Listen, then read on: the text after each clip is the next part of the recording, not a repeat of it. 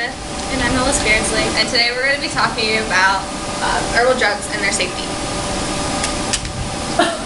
So what are herbal drugs? And on the board you can see a general definition, and herbal drugs are naturally occurring plant-derived substances with minimal or no industrial processing that have been used to treat illnesses with local or regional healing practices. Herbal drugs are the oldest form of medicine. They were invented by the Chinese, used in the Middle Ages, early modern era in England, and by the Native Americans, and are still used commonly today all over the globe. So there are many types of herbal drugs that you guys have probably heard of and seen, and they come in a whole bunch of different kinds. So they can be in pill form, or they can be crushed up, or just as in that actual food that you would eat normally. So some of the more common ones and their uses would be cinnamon, which supposedly is antibacterial and antiviral, and it says that 99.9% of bacteria and viruses can't be in the same area as cinnamon, and so it's used to boost brain and memory and pain reliever.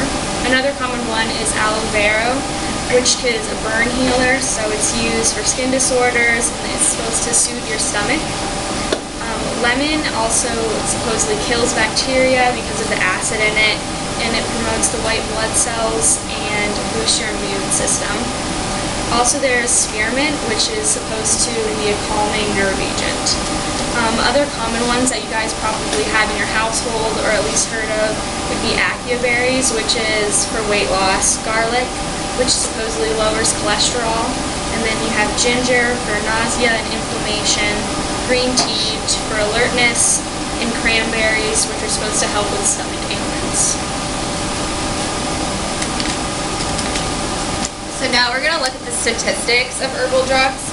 So who in here has taken an herbal supplement or a multivitamin, such as your daily multivitamin or a vitamin C capsule? Okay. And who has used aloe, which is this, on a burn? Okay, so many of you have used some form of herbal drug or supplement. So we're going to pass these around, and I'm just going to rip this off. There's that. And then we're also, I take a prenatal vitamin every day. It has a little bit more of the nutrients and minerals that we need. My mom would always harp on me about taking my vitamins when I was little, so I take these now because I have extra. And I take I take a 1-a-day vitamin and a vitamin C tablet, and my vitamin C tablet, it says that it's protected with and infused with wild rose hips, so these are just some more different kinds. Okay, so now the statistics. In 2007, at least 53% of Americans have used herbal drugs in the past. 39% of adults commonly take a multivitamin daily. It's estimated nearly 80% of the world's population uses herbal drug for some aspect of primary health care, and also people use them, like she said, for weight loss.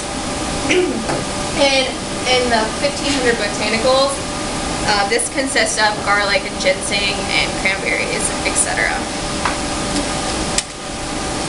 So today there's a hot debate on whether herbal drugs are safe or not, because the pharmaceutical companies are growing and more medicines are being found every day, but also a lot of people are trying to go more organic and green, so herbal medicines are also on the rise.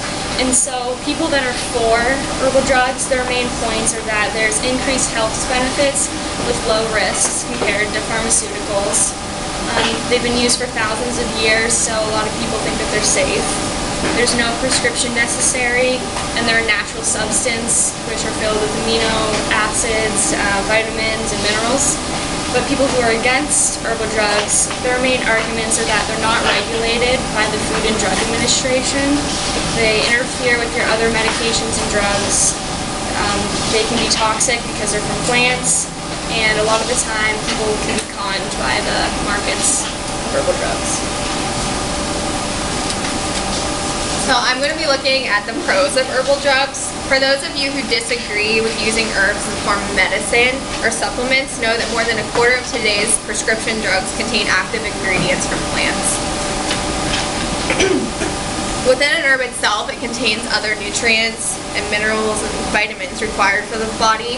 An example of this would be copper. Copper is required by the body and is often found in green herbs and vegetables. No chemicals are present, which will prevent addictions. Herbal drugs are known to have slower results but are more sustainable than prescriptions. Herbal drugs also have a lower cost.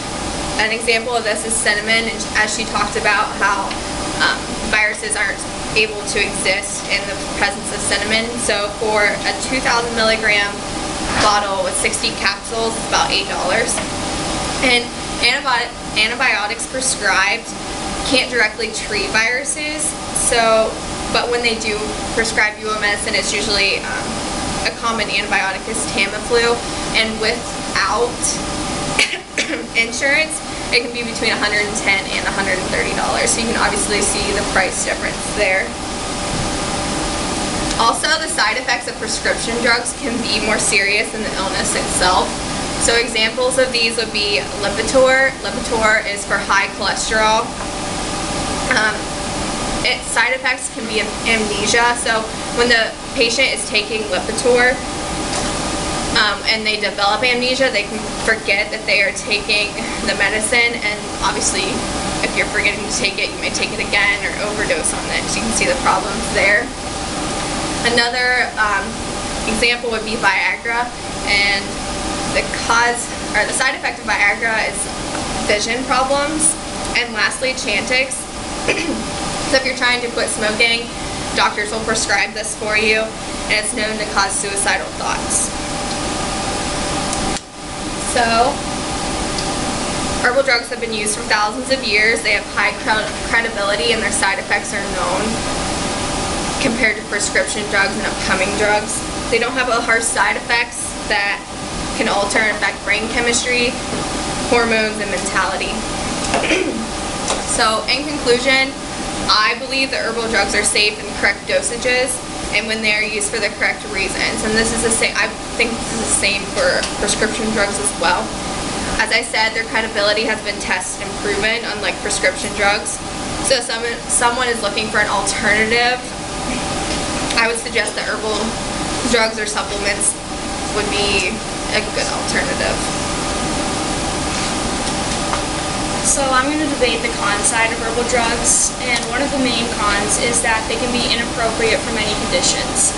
So if you have a serious trauma, if you break your leg or you have a heart attack, you can't buy an over-the-counter herbal supplement to fix this. This is something that surgery or pharmaceuticals can only be used for. Also, herbal drugs don't have dosage instructions on a lot of their bottles, so people can actually overdose on this, and your body can get too many nutrients, and your body can't handle so many of, like, vitamin C. Your body can only take so much, and so you still have a risk of overdosing. Also, there's a poison risk involved with herbal drugs because herbal drugs come from plants, and you can't just go out in the woods and pick up some acuberries and think you're going to lose weight just because of them. There can be bad batches, they're not regulated, and so you need to watch what you're doing still, and there's toxins in plants. Also, there's medical interactions that can be involved with herbal plants and drugs, and so there's no warning on a lot of the bottles. And also they interfere if you are taking any other medications. For example, if you were to be taking the antidepressant and then you were to take St. John's wort, which is an herbal drug, it can have negative consequences and even can be fatal. Also, there's no regulation on all of these drugs because there's no scientific evidence, and so FDA doesn't approve them or doesn't regulate them. And so you can't know for sure if this is safe or not. Also, there's a lot of false advertising involved with herbal drugs.